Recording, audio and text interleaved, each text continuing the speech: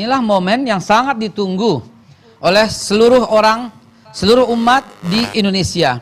Karena sebelum diumumkan Zoom seperti ini, kami menerima dari Aceh menelpon, Ustaz Haikal, kami akan kirim 18 bus untuk tiba di Jakarta. Dari Medan, Ustaz Haikal, kami akan kirim, bahkan yang sangat mengagumkan dari Lombok, kami akan sewa pesawat. Saya bilang belum tentu diadakan karena COVID. Ada atau nggak ada, kami akan turun. Begitu dahsyatnya. Karena itulah untuk meredam teman-teman di daerah untuk tidak perlu ke Jakarta, kami adakan secara Zoom. Dan ini yang sangat kita nantikan, yaitu dari yang mulia imam kita Habibana Habib Muhammad Rizik Syihab, yang hari ini benderanya banyak di take down, balihonya banyak di take down, muncul di Instagram di take down, muncul di Facebook di take down. Pada saat yang sama banyak para pemerkosa nggak di take down. Ada pelaku sodomi yang sangat berbahaya, nggak di take down. Ada pelaku terorisme, pembom, nggak di take down. Ada koruptor yang lebih 13 triliun ambil uang negara, nggak di take down. Ada bandar narkoba yang sangat besar di mafia, nggak di take down. Di Italia banyak sekali yang nggak di take down. Kenapa? Cuman Imam Habib Muhammad Rizik Syihab yang di take down. Masyarakat sangat rindu kepadamu, wahai Habibana. Hari ini ingin kita dengar paparan dari Habibana Habib Muhammad Rizik Syihab. Dengan segala hormat, salam dan takzim, kami persilahkan. Tafadhol yang mulia.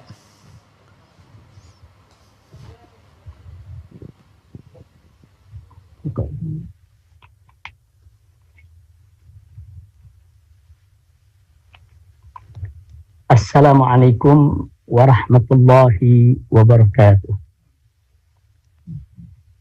Bismillah walhamdulillah wassalatu wassalamu ala rasulillah wa ala alihi wa sahbihi wa mawalah. Pertama-tama saya ingin menyampaikan terima kasih dan ungkapan rasa kebahagiaan dengan digelarnya reuni 212 pada pagi hari yang cerah ini, dan semoga segenap panitia penyelenggara, begitu juga semua narasumber, seluruh undangan akan senantiasa mendapatkan limpahan taufik dan hidayah dari Allah Subhanahu wa Ta'ala, dan semoga pertemuan kita pada pagi hari yang cerah ini, walaupun lewat virtual, webinar, daring, insya Allah tidak kurang sedikit pun keberkahan dan manfaatnya. Amin ya rabbal alamin. Dan di awal ini juga saya ingin mengajak semua untuk sama-sama kita mohon kepada Allah Subhanahu wa Ta'ala dengan tulus dan ikhlas serta penuh pengharapan agar wabah corona baik di Indonesia bahkan di seluruh dunia segera diangkat oleh Allah Subhanahu wa Ta'ala. Diberikan oleh Allah Subhanahu wa Ta'ala nikmat sehat walafiat kepada seluruh umat manusia yang ada di atas muka bumi ini, karena pandemi ini menimpa semua orang. Dan kalau kita bicara tentang kemanusiaan, maka kemanusiaan adalah sesuatu yang lintas teritorial, lintas negara, lintas agama, lintas suku, lintas budaya. Nah, karena itu doa kita untuk semua, semoga wabah corona ini segera diangkat oleh Allah Subhanahu wa Ta'ala. Amin ya rabbal alamin. Dan secara khusus, semoga para umarok kita, para ulama kita yang terkena positif corona pada belakangan ini, semoga mereka semua disembuhkan oleh Allah Subhanahu wa Ta'ala sehingga mereka bisa menjalankan tugas sebagaimana mestinya, insya Allah. Baiklah, pada kesempatan ini agar tidak membuang waktu, karena banyak sekali para habaib, para ulama, para tokoh, para aktivis yang saat ini berkumpul, baik di studio 1 maupun di studio 2. Saya akan langsung saja ingin menyampaikan apa yang sepatutnya disampaikan pada pagi hari yang cerah ini.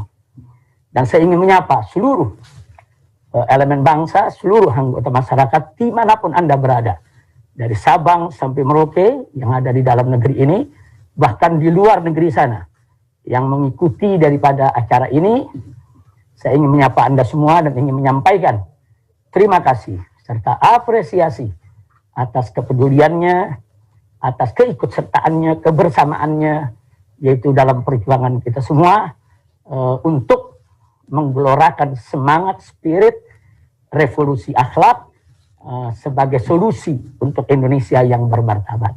Mudah-mudahan niat baik kita ini digabulkan oleh Allah Subhanahu wa Ta'ala. Baiklah, Babe Hekal yang pagi hari ini luar biasa, tampil begitu energik, begitu semangat, begitu menarik.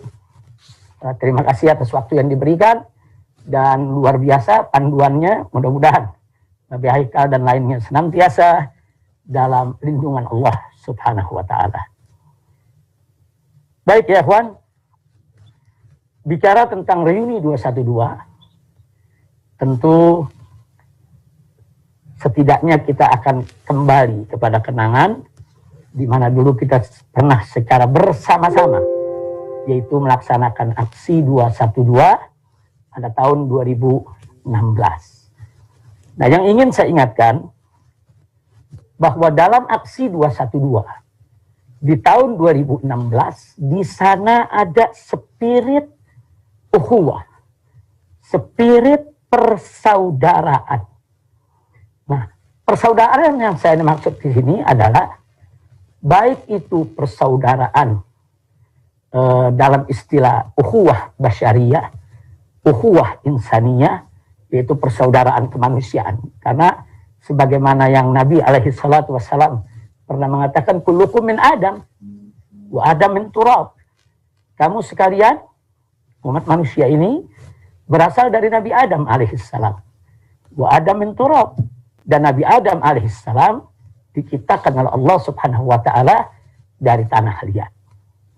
Artinya kita selalu diingatkan bahwa kita umat manusia ini semuanya pada prinsipnya bersaudara secara kemanusiaan.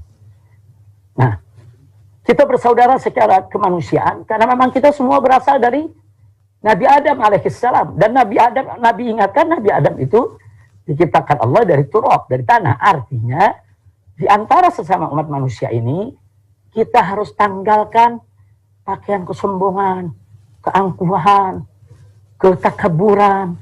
Karena kita semua berasal dari Nabi Adam yang satu, dan kita semua berasal dari tanah liat, dan kita harus menyadari bahwa kita tidak akan pernah mulia kecuali kalau kita bertakwa kepada Allah Subhanahu wa Ta'ala. Nah, berkenaan dengan ini ada yang menarik. Sebagaimana Allah firmankan dalam surat Al-Hujurat ayat 13. Wallahu Subhanahu wa Ta'ala qala, ya ayuhan nas, inna khalaqnakum min dzakarin wa untha wa ja'alnakum syu'uban wa qabaila lita'arafu. Inna akramakum indallahi atqakum innallaha alimun khabir. Shadaqallahul azim. Dalam ayat ini yang diserukan oleh Allah bukan ya ayyuhalladzina amanu, hai orang-orang yang beriman. Tapi yang diserukan oleh Allah adalah ya ayuhan nas, hai umat manusia. Artinya seluruh umat manusia, siapapun dia, apapun agamanya, apapun sukunya, apapun budayanya, apapun kebangsaannya, dari negara manapun mereka berasal, mereka diserukan oleh Allah Subhanahu wa Ta'ala, hei segenap umat manusia, inna khalaqnakum, kata Allah, sesungguhnya kami telah menciptakan kamu sekalian min dzakarin wa untha, itu dari jenis laki-laki dan jenis perempuan. Selanjutnya Allah nyatakan setelah itu wa ja'alnakum syu'uban wa qabaila, dan kami jadikan kamu itu bersuku-suku dan berbangsa-bangsa, berpuak-puak. Nah, lalu pertanyaannya, untuk apa Allah ciptakan manusia ini dari jenis laki dan jenis perempuan, juga bersuku-suku, berpuak-puak, dan berbangsa-bangsa? Nah, sebelum kita ajukan pertanyaan ini, Allah sudah jawab dalam ayat yang sama, di mana Allah nyatakan, lita'arafu, untuk kamu sekalian saling mengenal. Subhanallah. Jadi kita diciptakan oleh Allah Subhanahu wa taala sebagai umat manusia dengan aneka ragam latar belakang, perbedaan yang ada di antara kita, lita'arufu, untuk kamu ini saling kenal. Nah, ada pepatah mengatakan tak kenal maka tak sayang. Nah, jadi kenapa di ayat ini yang dikedepankan adalah untuk kamu saling kenal. Jadi nggak disebut soal saling sayangnya, saling bersatunya, saling bekerja samanya, tidak. Saling kenal dulu. Karena saling kenal itu pintu gerbang. Itu kunci. Kalau sudah saling kenal, maka satu sama lainnya saling mengetahui. Kalau sudah saling mengetahui, maka akan mudah untuk membangun saling menghargai. Kalau sudah saling menghargai dan saling menghormati, maka itu merupakan modal utama untuk saling cinta dan saling sayang. Nah, kalau sudah ada saling cinta dan saling sayang, tentu akan lebih mudah lagi kita untuk saling berbagi, saling bekerja sama, saling bergotong royong, saling bahu-membahu. Nah, itulah rahasianya kenapa dalam ayat ini yang dinyatakan oleh Allah, lita'arufu, untuk kamu saling mengenal. Nah, ini yang ingin saya garis bawahi. Nah, bahwa dalam aksi 212 di tahun 2016, bahkan dalam reuni-reuni selanjutnya, sampai reuni hari ini yang kita gelar bersama secara daring, secara webinar ini, bahwa di sana ada spirit ukhuwah basyariyah. Ada spirit persaudaraan kemanusiaan. Makanya saya selalu ingatkan kepada seluruh umat Islam, seluruh elemen bangsa. Ingat, kalau kita bicara kemanusiaan, maka kita jangan bicara soal suku, budaya, agama, golongan, partai, kelompok. Lupakan itu semua. Apalagi kalau kita lagi terjun di medan bencana. Di sana banyak orang membutuhkan uluran tangan kita, membutuhkan bantuan. Jangan sekali-sekali yaitu bicara tentang suku, agama, ras, atau antar golongan yang kita singkat dengan SARA. Tidak ada. Kemanusiaan adalah kemanusiaan. Inilah ukhuwah basyariyah yang spiritnya melekat ada di dalam aksi 212 maupun dalam reuni 212 selanjutnya. Nah, kemudian yang kedua jenis ukhuwah yang ingin saya ingatkan juga, bahwa dalam aksi 212 di sana juga ada spirit persaudaraan kebangsaan. Nah, kalau istilah dalam bahasa Arabnya kita sebut ukhuwah wataniyah. Ukhuwah wataniyah. Kalau tadi ukhuwah basyariyah itu bisa diistilahkan sebagai internasionalisme. Nah, sementara kalau ukhuwah wataniyah ini bisa kita istilahkan dengan yaitu nasionalisme. Itu persaudaraan kebangsaan. Persaudaraan kita satu tanah air. Nah, ini pun juga diberikan isyarat yang sangat jelas sekali oleh Nabi Muhammad SAW di dalam sejarah hidupnya. Bagaimana Nabi SAW secara terbuka di hadapan para sahabat menyatakan cintanya kepada kota suci Mekah, menyatakan cintanya kepada kota suci Madinah, bahkan menyatakan cintanya kepada Jabal Uhud. Subhanallah. Artinya ini dimotivasi oleh Rasulullah SAW para sahabatnya untuk cinta apa? Nabi cinta Mekah, Mekah tanah kelahirannya. Sampai-sampai Nabi mengatakan kepada kota Mekah, didengar oleh para sahabat, kalau bukan kaummu yang mengusir aku dari Mekah, aku tidak akan pernah meninggalkan engkau, wahai Mekah. Subhanallah. Nah, begitu juga Nabi menunjukkan rasa cintanya kepada Madinah. Nah, yang ditunjukkan oleh Nabi SAW, baik di Mekah, di Madinah, maupun di tempat-tempat lainnya, bukan sekedar sebatas ucapan. Nah, tapi Nabi juga bekerja keras dengan para sahabat bagaimana membangun ekonomi umat, mensejahterakan mereka, yaitu di negara yang dipimpinnya, di Mekah, di Madinah, di Taif, dan lain sebagainya. Nah, ini menunjukkan luar biasa betapa Nabi SAW mengajarkan kepada umatnya untuk cinta negeri. Ya, adapun sebuah makalah, Hubbul Watan Minal Iman, itu bukan hadiah. Tapi sebagai kata hikmah, untuk memberi motivasi agar kita cinta kepada negeri, ya sah-sah saja, bagus-bagus saja untuk digunakan. Tapi kita garis bawahi bahwa itu bukan hadis Nabi. Tapi sungguh pun begitu, sikap hidup Nabi, bagaimana Nabi menunjukkan rasa cintanya ke Mekah, Madinah, dan lain sebagainya, itu menjadi secara baik eksplisit maupun implisit menunjukkan bahwa Nabi SAW mengajarkan kepada umatnya untuk cinta negeri, cinta bangsanya, cinta tanah airnya. Nah, ini juga harus kita jaga.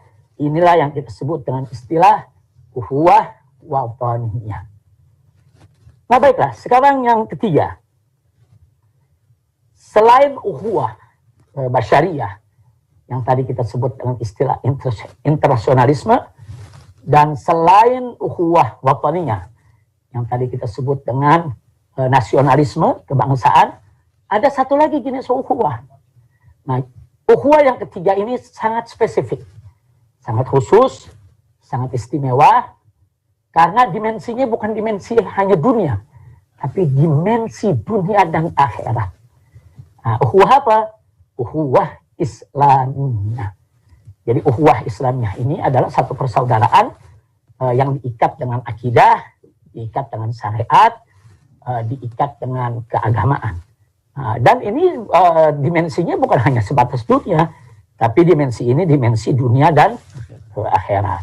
Nah, tentu ini tidak bertentangan dengan ukhuwah basyariyah, ukhuwah wataniyah, karena di dalam ukhuwah Islamiyah itu sendiri ada dimensi dunia yang memang harus dijaga. Dimensi mana mesti dijaga? Itu tadi yang kita sampaikan, soal internasionalisme. Kita tidak boleh menjadi bangsa yang terbelakang dari pergaulan internasional, dan di sana juga ada nasionalisme yang mana kita harus selalu bersedia untuk berkorban demi bangsa dan negara serta memajukan negara. Dan itu ada dalam ajaran Islam secara komprehensif, yaitu secara lengkap. Nah, khusus yang ketiga ini, Allah berfirman dalam surat Ali Imran ayat 103. Allah subhanahu wa ta'ala qala wa'tasimu bihablillahi jami'a wa la tafarraqu. Artinya, berpegang teguhlah kamu sekalian kepada hablullah. Itu kepada tali Allah, kepada agama Allah, kepada hukum Allah. Dan Allah ingatkan, wa la tafarraqu, jangan sekali-kali kamu bercerai-berai. Nah, berdasarkan ayat ini, siapapun yang sudah mendeklarasikan dirinya sebagai seorang muslim, bersahadat, memeluk agama Islam, maka mereka wajib al-i'tisam, berpegang kuat kepada hablullah, kepada hukum Allah. Nah, kenapa?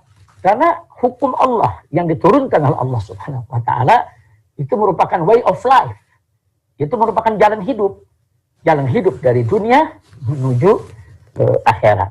Nah, oleh karenanya, setiap muslim, setiap orang beriman wajib berpegang teguh kepada Al-Quranul Karim, kepada sunnah Nabi Muhammad SAW, berpegang teguh juga kepada ijma, qiyas, dan lain sebagainya yang menjadi sumber-sumber hukum muktabar terpercaya, yaitu di tengah umat Nabi Muhammad sallallahu alaihi wasallam.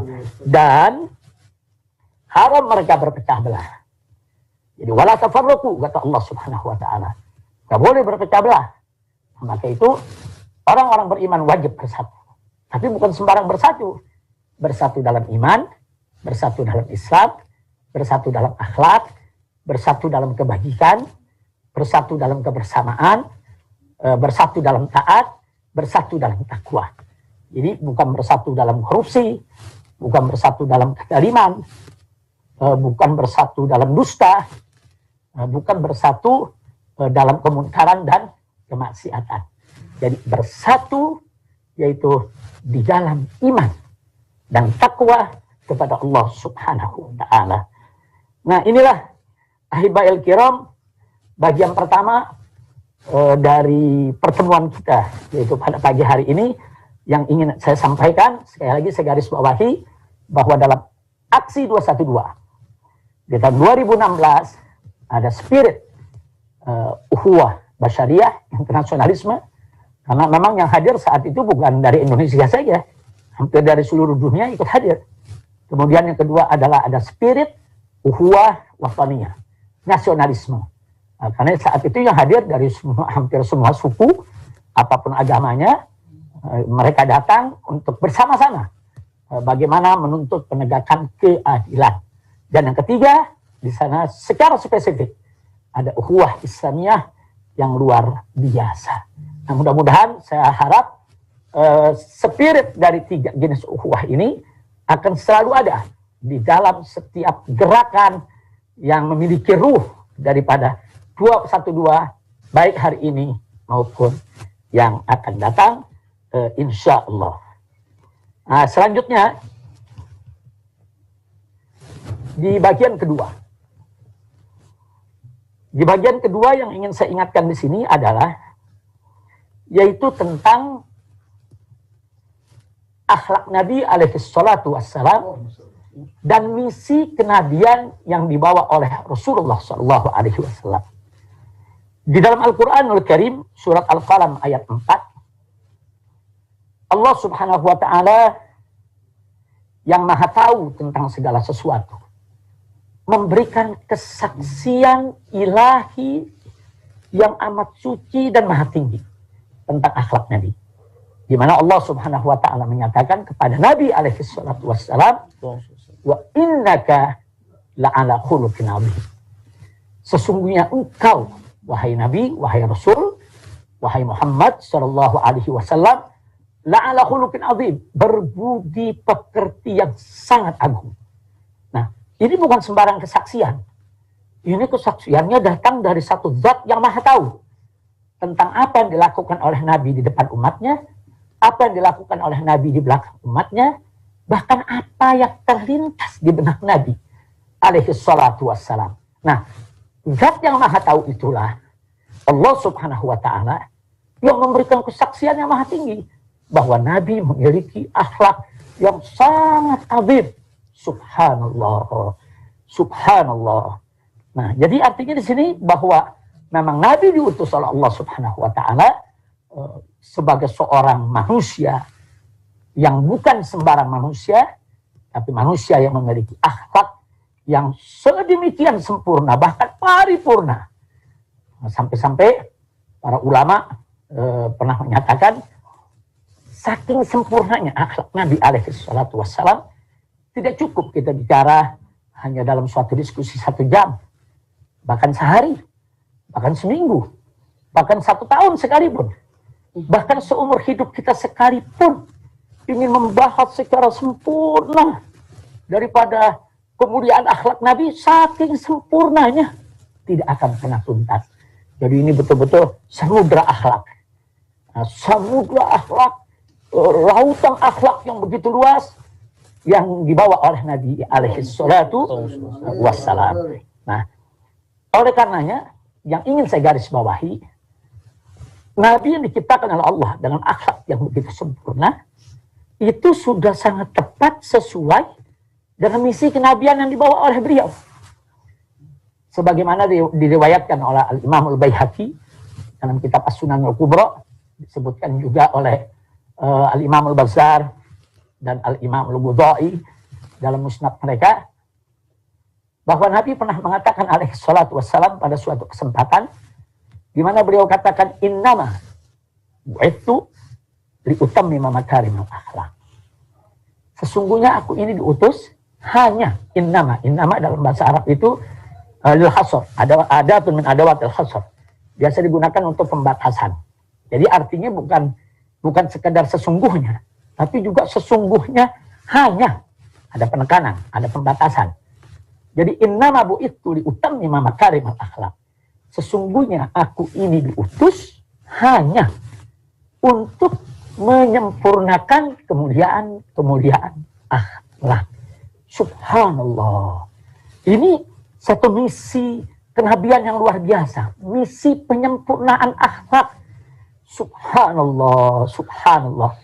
Jadi berdasarkan hadis ini, apapun yang diajarkan oleh Nabi alaihi salatu wassalam kepada umatnya, baik itu yang berkenaan dengan ibadat, ataupun juga yang berkenaan dengan muamalat, itu semua tujuannya adalah untuk penyempurnaan akhlak.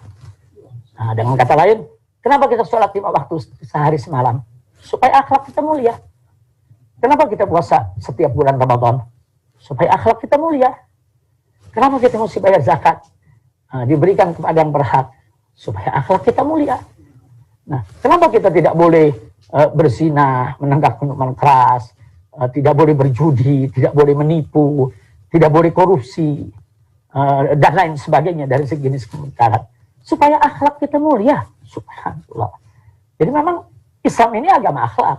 Nah, karena misi kenabiannya adalah penyempurnaan akhlak. Dan Nabi yang membawa misi untuk penyempurnaan akhlak tadi ternyata manusia yang akhlaknya sangat agung.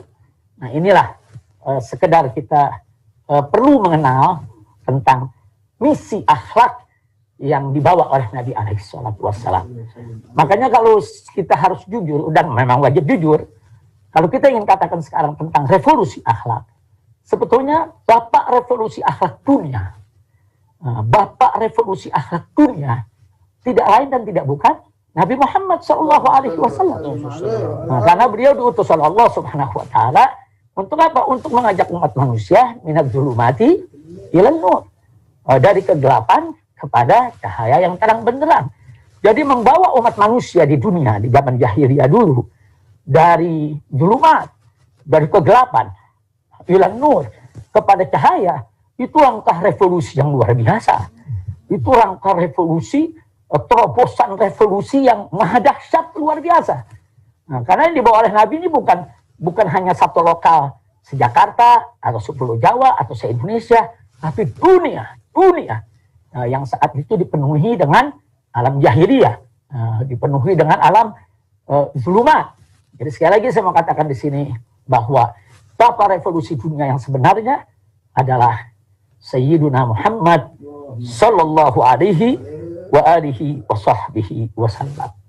Nah, baiklah ya kawan. Kalau begitu saya pikir perlu juga sedikit kita gambarkan sebetulnya akhlak Nabi yang agung itu yang macam mana sih? Nah, supaya ada gambaran bagi seluruh masyarakat di Indonesia ini dari Sabang sampai Merauke, begitu juga yang ada di luar. Tadi sudah saya katakan untuk mencari satu ibarat, ungkapan yang bisa menggambarkan kesempurnaan akhlak Nabi secara tuntas memang sulit. Tapi ada satu ungkapan yang luar biasa. Itu ketika seorang Hisham bin Amir bertanya kepada istri Nabi tercinta.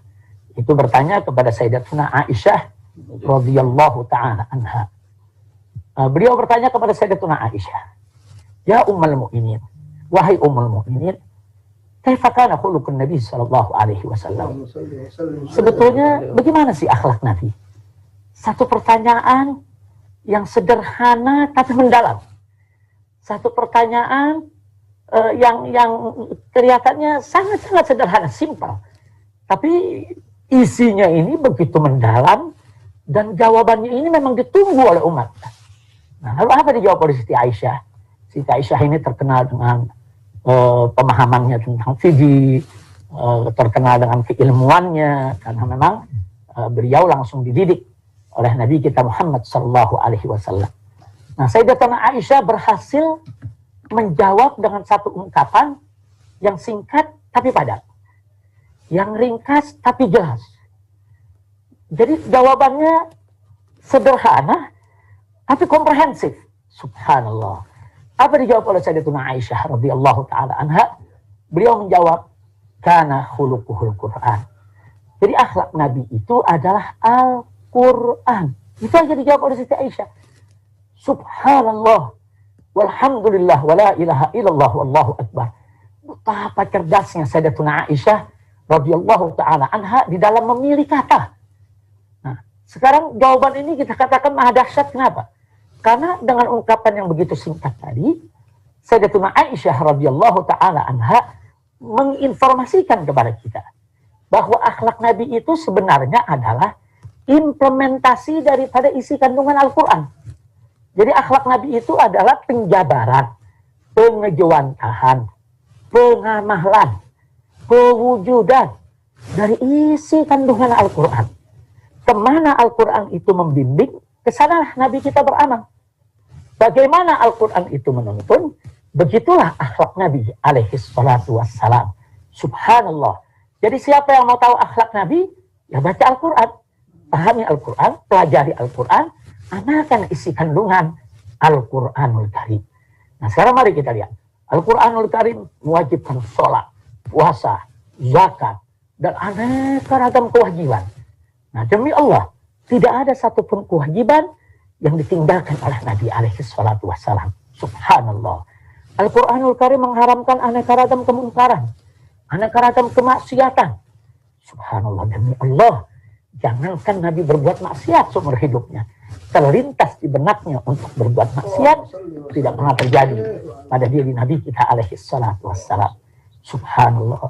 Jadi jawaban Siti Aisyah ini begitu luar biasa, menunjukkan kecerdasan beliau yang begitu tinggi, dan sekaligus beliau berhasil sukses memilih satu ungkapan yang cukup secara umum mewakili kita semua umat Islam dalam upaya mengetahui bagaimana kesempurnaan akhlak Nabi alaihi salatu wassalam. Nah karena itu saya ingin mengajak semua, siapa yang ingin tahu akhlak Nabi, berpegang teguhlah kepada Al-Quran dan As-Sunnah. Melalui Al-Quranul Karim, bagaimana tuntunannya, itulah akhlak Nabi.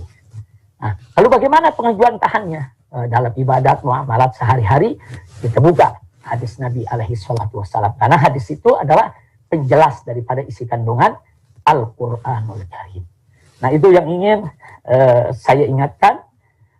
Pertama, berkenaan dengan persoalan akhlak Nabi dan misi kenabian. Itu bagian kedua yang ingin saya ingatkan dalam kesempatan ini. Jadi tadi bagian pertama adalah bagaimana aksi 212 ada spirit uhuwah syariah, uhuwah watoniyah, uhuwah islamiyah.